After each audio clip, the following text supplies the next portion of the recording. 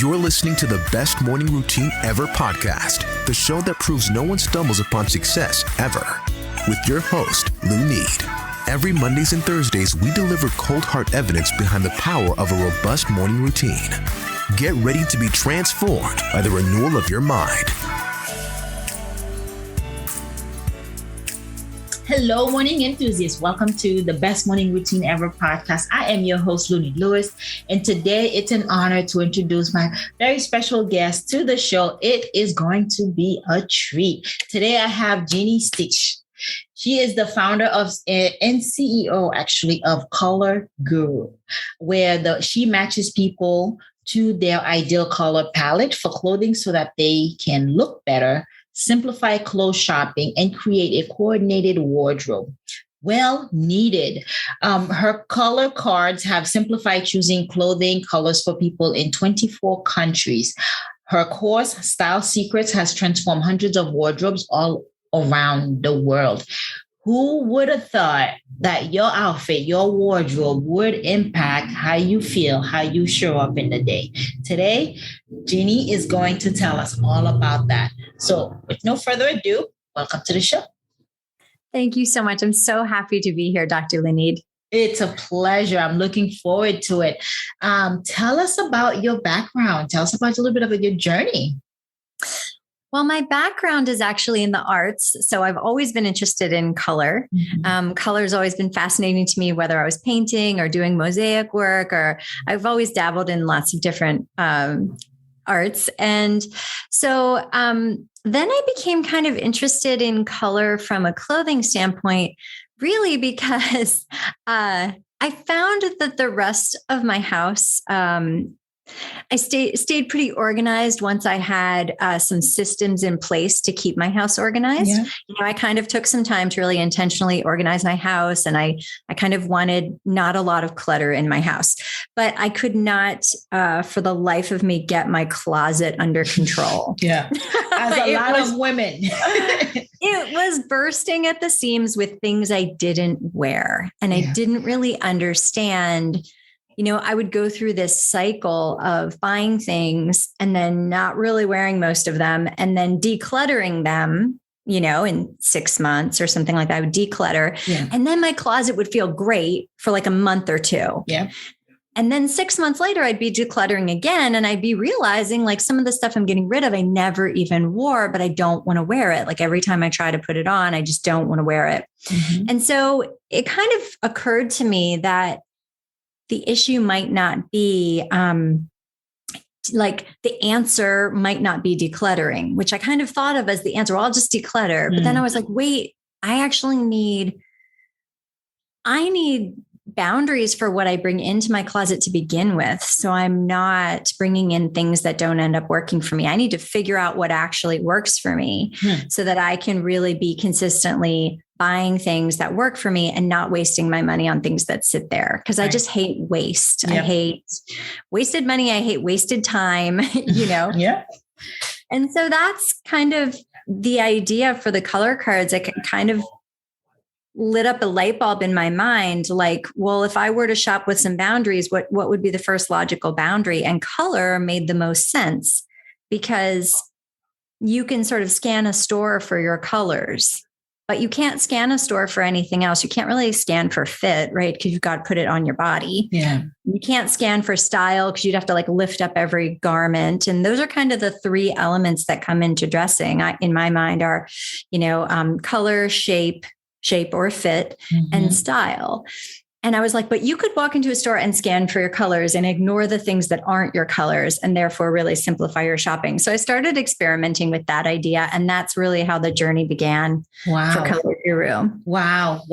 Because I imagine not just women, people have this problem all the time. And they end up with the closet filled with clothes, as you say, bursting out of the seams, but they only wear 5 items. Exactly. Monday through Friday, they circulate through the same shade of color, the same outfit, because there's comfort there. There's fit. It's comfortable. It fits right. And also that it's familiar. Yes. Right? So you come in and you help them organize their closet, but only from the onset of buying only what they would want to wear, they're drawn to. It's almost like branding yourself per se with your clothing, right? Yeah, it really is. And the thing is, the color palette, like we give out color palette cards that have your best 35 shades on them. And the idea is if you stick within this family of colors, you're going to look your best, you're going to shop really simply, and you're automatically going to create a wardrobe where everything goes with everything. Yeah. Because that was another issue I had was I was like, well, I have this dress that I love, and then I have these shoes that are the comfortable ones, but they don't go with the dress. And I don't really have earrings that go with that dress. And, and it just was so confusing because I had like every possible color in my closet. I had lots of different colors of shoes. And when you streamline that and keep everything in your family of colors, you always like your tops all go with your pants, your jewelry all goes with your dresses, your shoes all go with everything.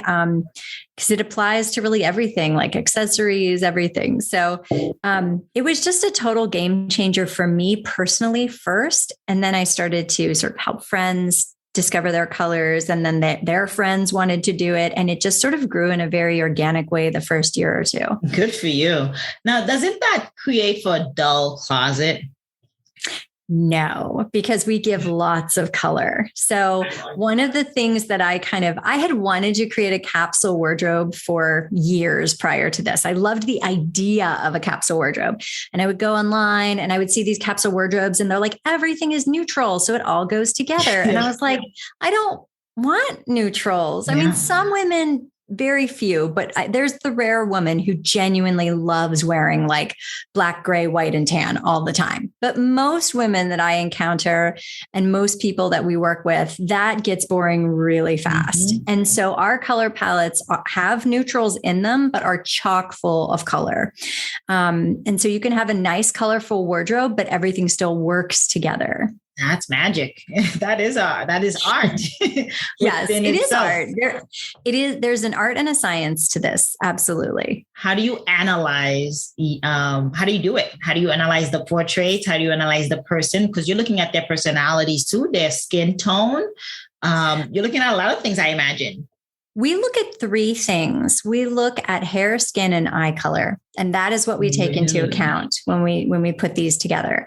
Yeah. And so we have a questionnaire after you purchase a package. There's a questionnaire that you fill out where we ask you a lot of questions in terms of your coloring and what you've observed about your coloring, because we want to make sure that what you're saying matches what we see in the photos that you submit. Because we also require a minimum of 5 photos. Most people give us more like 7 or 8 photos. Mm-hmm. And we need all of those photos because have you ever like taken a picture of yourself outside and then you come inside and take a picture and you look completely different, right? Lighting can make a big difference. So we need to see what's consistent in different lighting situations. What are we seeing in the undertones of the skin? What are we seeing going on in the hair? What are we seeing in the eye color?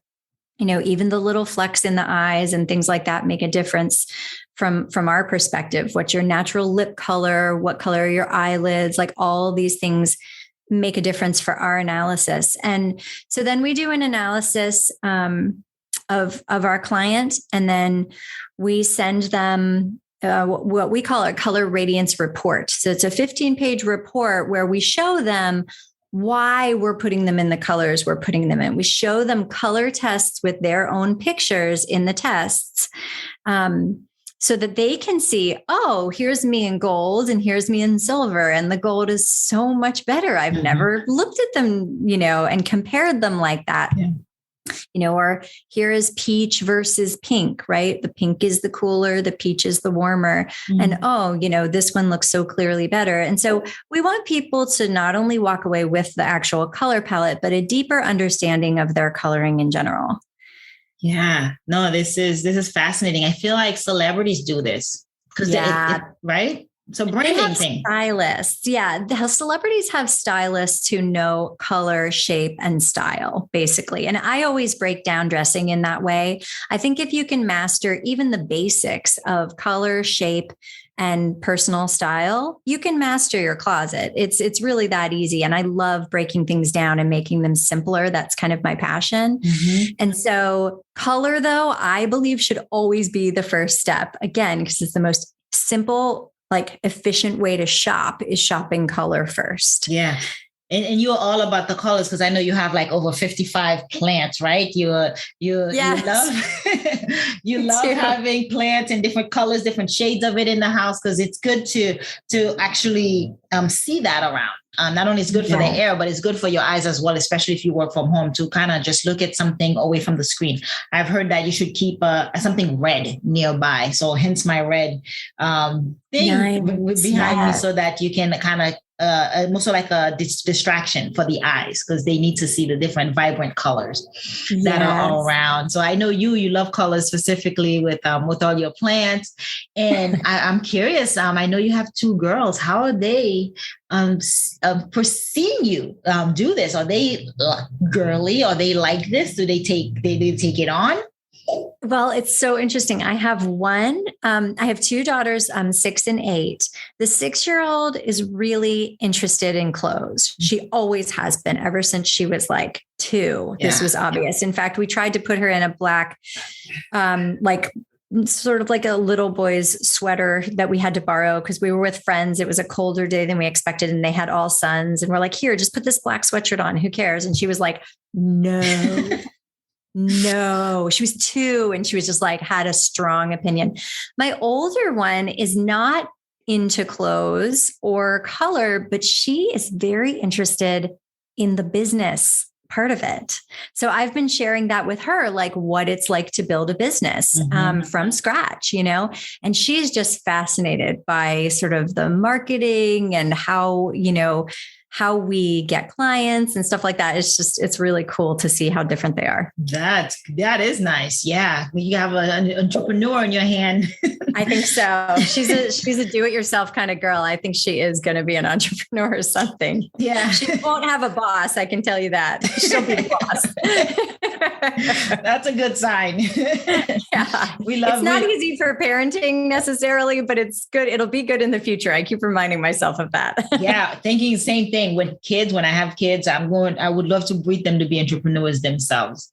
Mm-hmm. So I know, Jeannie, you've been doing this for quite a while. So I'm curious if your assessments are easier and faster for you to do as you get more into it. You see more clients, you get more exposure. So I'm curious if you can look at my hair, look at my skin, and tell me what are my about 3 prominent colors. Sure. I would love to. And yes, it is very fast now because I see patterns in coloring as time goes on. So what I notice about you is you're a very interesting mix of both warm and cool. So that's the first thing I look at. Is are you warm or are you cool? And what's interesting about you, this doesn't happen all the time, but it happens sometimes, is you're a mix of warm and cool. So your skin tone is actually very warm. Mm-hmm. Your hair is cool and your eye color is actually a cool eye color. So brown eye can go either way. It can go warm or it can go cool, but yours is a cool. And so you are dominantly cool with both your eye and your hair color, and the cool is dominating on you. So, and also I see in your lip color, I'm looking at your lip color and I see more pink than I would see like orange or coral. Mm-hmm. And so that's also cool. So even though you have the warmer skin tone, your skin is, I would call your skin leaning warm, but you have coolness in your lip too. And so you're going to be a cool type. And in fact, you're going to be a winter type. And that is, you wear the primary colors really well. Okay. So think of like primary yellow, primary red, primary blue. If you can remember those from art class, like those really strong, clear, bright red, yellow, blue. You also wear black and white really well. And not everybody does. And in fact, black has been sold to us as this universal color that everyone can wear, and everyone cannot wear it. I look like death in black. It's so bad in black. It drains all the color from my face. And it does that for a lot of women, but not you. You look amazing in black. So black should be one of your main neutrals. And let's see, another color I would pick for you besides the red, yellow, and blue. You wear the jewel tones really well. So things like emerald green, ruby red, sapphire blue, amethyst purple, those jewels, any jewel tone would look gorgeous on you. Wow. Yeah. So there you go. There's your closet right there. That's pretty. Yeah. That was fast assessment. That took 30 seconds, and you are right on. You are absolutely right. I do love bright, vibrant colors, but I can also go subtle. I can also go black. I can actually go neutral, and I will probably pop it with some red shoes if I were all black. That's actually my new look. Perfect. I wear all black and then red shoes or bright orange shoes. Yes, that's fun. That's a really fun way to do it. I love like the all neutral outfit, bright shoes, and like a bright lip color. I love that. And in our system, we have, so you're not just a winter, because we have 3 different types of winters. So we have 12 palettes total, but you would be the type of winter called twilight winter. So that's the winter with the deepest coloring palette. And so, twilight winter would be your type. That is pretty cool. Yeah. I'll send you a card. Yeah, I would love you a that. color card. I am intrigued now. I'm going to go take your assessment. I want more to re-engineer my whole closet, because it's not just what it does help me show up. It would help me show up in my business, in my meetings, because you do kind of tailor towards certain colors, especially if you want to feel a certain way, because colors do affect your mood. And I want you as the guru to tell us how that takes place and why. They really do affect your mood. I mean, have you ever just seen a bright flower that just made you feel happy? Yeah. There's lots of research on how color affects our mood. And so we actually have mood colors on our cards. We have an energizing color. So if you're feeling like you need a pick me up and need some energy that day, we're identifying a really energizing color for you. We had a soothing color. So if you want to feel like soothed, we have a powerful color. And so we have 5 different mood colors. We have a signature color. And then let's see, what is the other one? Powerful, energizing, soothing, signature, and playful. We have a playful, fun color. And we have those identified for each different type. But, I'll just give an example, like the color yellow, which a lot of people actually sort of shy away from wearing, because if you get the shade of yellow wrong, you tend to look a little sick sometimes. So I talk to a lot of women who just say like, I can't wear yellow, but everybody actually has a shade of yellow that looks amazing on them. You just have to get the shade right. But yellow is one of those colors that makes us feel happy. It makes us feel bright. It makes us feel energized. Right. In fact, there's a really interesting thing I read. Do you remember now they've changed this a little bit because they want people to hang out more, but in the 80s, do you remember how like all the McDonald's and Burger Kings and stuff like that were painted those orange, yellow, red on the inside? Yeah.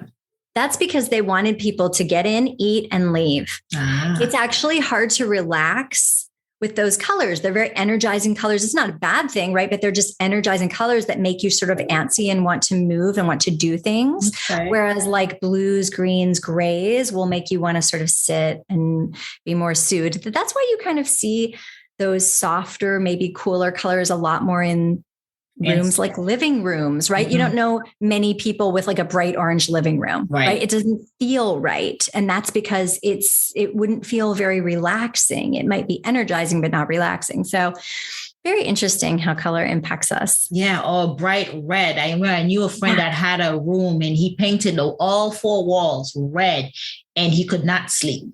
Yeah, absolutely. It's just not a soothing color. It's great in other ways, but it's not a soothing color. Yeah. And when you go to more fancier restaurants, the lighting is low. You get the soft red, the soft orange, and it's like more calming, more soothing to actually encourage relaxation, but stay a little longer. Take your time.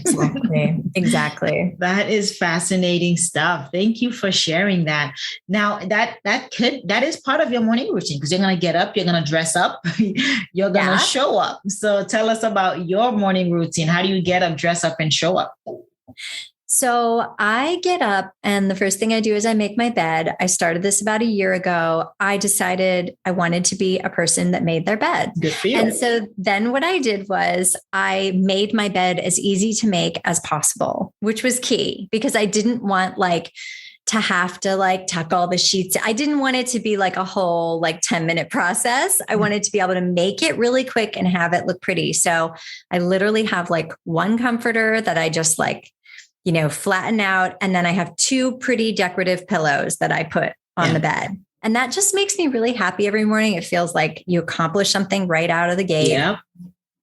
I get dressed and I love getting dressed ever since I have my colors. Honestly, it just feels like a delightful part of my day now, picking the clothes that I'm in the mood for, but everything goes together. So that's easy. And I have 2 more things that I do. I make a glass, a big jar, a quart jar of lemon water, because I am that person who always forgets to drink water throughout the day. And so this is the time where I'm making water and I'm drinking it. I leave it on the island while I'm helping my kids get ready for school. And so I know at least if I forget, once I get into my work, I just have a really hard time remembering to drink water. So I'm at least I know I got that water in the morning. Yeah. And then this is the mom thing I might be most proud of I've ever done, which is get my kids on a schedule for the morning. So it used to just be all over the place in terms of them getting ready for school. And it was so hard to keep track of okay, wait, does Violet have her shoes on yet? Or did they eat breakfast? Or and so I made a checklist and I laminated it and we use it every morning now. And they have all the things they're responsible for doing and they check them off with a dry erase marker. And that has totally transformed our mornings. Wow. It really has. So they know they need to eat something. They need to get their shoes on. They need to brush their hair, brush their teeth, get their water bottle filled. They have 8 things that they need to do. Parents, take note. Oh my gosh. I'm telling you, it is a different life. It used to be so scattered and I was always trying to figure out where are they? And I was nagging them all the time. I still have to nag them sometimes, right? It's not perfect. Yep. But at least I can be go look at your list and cross something else off. You know what I mean? Go look at your list. And my youngest one really likes it. She loves checking those boxes. So that's working really well. That's awesome. Yeah. I love the notion of getting your kids, starting them early with a morning routine, with a ritual that they can keep consistent and keep doing. Because then you want them to be their best self at school too. Right. And you want them to take responsibility for some of these things, not have it always hanging over your head that that you're making them do all this stuff. They need to see this is what you're responsible for, because I have enough to do in the morning. I'm not going to sit there and put your shoes on for you. You're 8 years old. You can put on your own shoes, it's your job to get dressed, pick your outfit, So it's been really empowering for them. And in fact, my 8-year-old, she doesn't love the actual physical act of checking the boxes as much, but she likes seeing on paper what she needs to do. And she said to me the other day, Mom, did you think of that idea? And I was like, yeah. And she goes, you should make one for nighttime too. And I was like, oh, I should. Night routines. So the morning she's routine. Embraced it. Yes. Yes. It starts the night before you because you got to have a nightly routine as well. You got to de-escalate. Yeah. And so she's smart. She's picking up.